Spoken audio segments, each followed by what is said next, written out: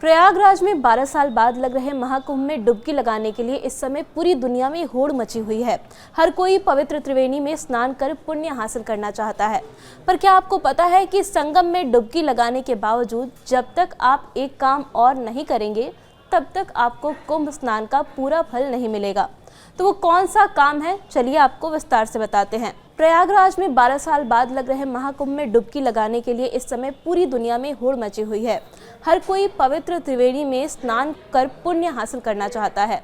पर क्या आपको पता है कि संगम में डुबकी लगाने के बावजूद जब तक आप एक और काम नहीं करेंगे तब तक आपको कुंभ स्नान का पूरा फल नहीं मिलेगा। तो वो कौन सा काम है, चलिए आपको विस्तार से बताते हैं। भारतीय संस्कृति और धर्म में महाकुंभ को सबसे बड़ा और पवित्र आयोजन माना जाता है। कुंभ मेले में कई अखाड़ों, संतों और साधुओं की मौजूदगी इसे और भी खास बनाती है। इन्हीं अखाड़ों में साधुओं का एक प्रमुख केंद्र है दंडी बाड़ा। कुंभ मेले में इस अखाड़े को बेहद महत्वपूर्ण माना जाता है। दरअसल दंडी बाड़ा साधु और संतों के उस स्थान को कहा जाता है जो धर्म की रक्षा करने के लिए कठोर तप करते हैं, धार्मिक नियमों का पालन भी करते हैं। ये बाड़ा उन सन्यासियों का भी प्रतिनिधित्व करता है जो अपनी कड़ी तपस्या और साधना से आध्यात्मिक ऊर्जा को भी बनाए रखते हैं। इन्हीं संतों को दंडी स्वामी कहा जाता है क्योंकि वो अपने साथ हमेशा लकड़ी की पवित्र छड़ी रखते हैं। ये लकड़ी उनके तप और त्याग का प्रतीक माना जाता है। ये सन्यासी हाथ में जिस दंड को थामे रहते हैं उसे ब्रह्म दंड कहते हैं और उस दंड को धारण करने वाले सन्यासी को दंडी सन्यासी कहा जाता है। दंडी सन्यासियों के संगठन को दंडी बाड़ा जरूर कहते हैं, पर ये कोई अलग संप्रदाय नहीं है, सिर्फ आश्रम परंपरा है।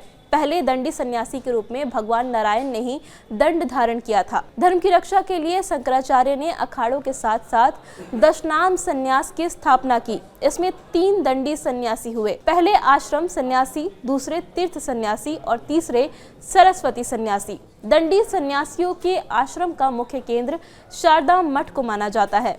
इनके देवता सिद्धेश्वर और देवी भद्रकाली मानी जाती हैं। दंडी स्वामियों की अलग दुनिया होती है। ये कठिन दिनचर्या और तप के जरिए साधना में लगे रहते हैं। ना तो दंडी स्वामी खुद अन्न बनाते हैं, ना ही बिना निमंत्रण किसी के यहाँ भोजन करते हैं। जब कोई ब्राह्मण या संत खाने पर बुलाता है तभी खाने जाते हैं। इन पर साक्षात माँ लक्ष्मी का आशीर्वाद होता है। दंडी स्वामी खुद नारायण के अवतार होते हैं, ऐसा भी माना जाता है। दंडी स्वामी के दर्शन मात्र से ही नारायण के दर्शन और आशीर्वाद पाने की मान्यता है।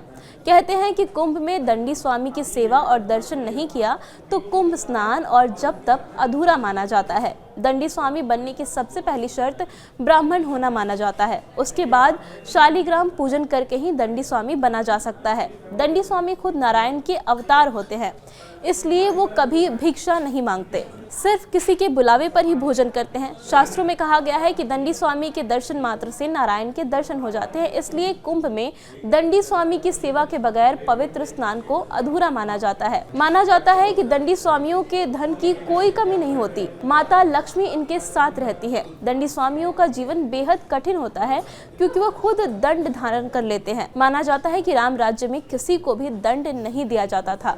उस समय सिर्फ दंडी स्वामी ही हुआ करते थे जिन्होंने दंड धारण किया था। तब से उन्हें वरदान है कि वो नारायण की तरफ पूजे जाएंगे। दंडी बाड़ा के संतों की मौजूदगी कुंभ मेले को और भी आध्यात्मिक और पवित्र बनाती है।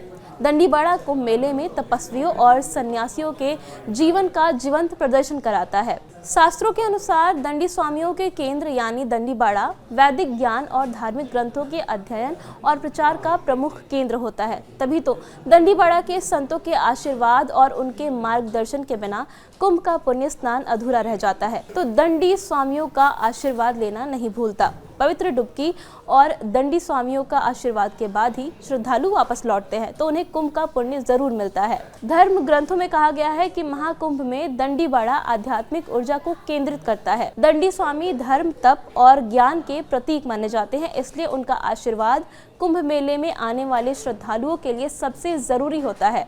तभी तो कुंभ मेले की परंपरा और वैदिक अनुष्ठानों का पालन दंडी बाड़ा के बिना अधूरा माना जाता है। शास्त्रों में कहा गया है कि कुंभ का पुण्य स्नान तभी फलदायी होगा जब श्रद्धालु दंडी स्वामियों का आशीर्वाद प्राप्त करें और उनके बताए मार्ग पर चले। यह स्नान आत्मशुद्धि और मोक्ष की ओर ले जाने का रास्ता होता है। इसलिए इस बात को गांठ बांध ले कि कुंभ का स्नान करने जाएं तो दंडी बाड़ा का आशीर्वाद जरूर लें, साथ ही दंडी स्वामी का आशीर्वाद भी जरूर लें। आपको तभी कुंभ का पुण्य मिल पाएगा।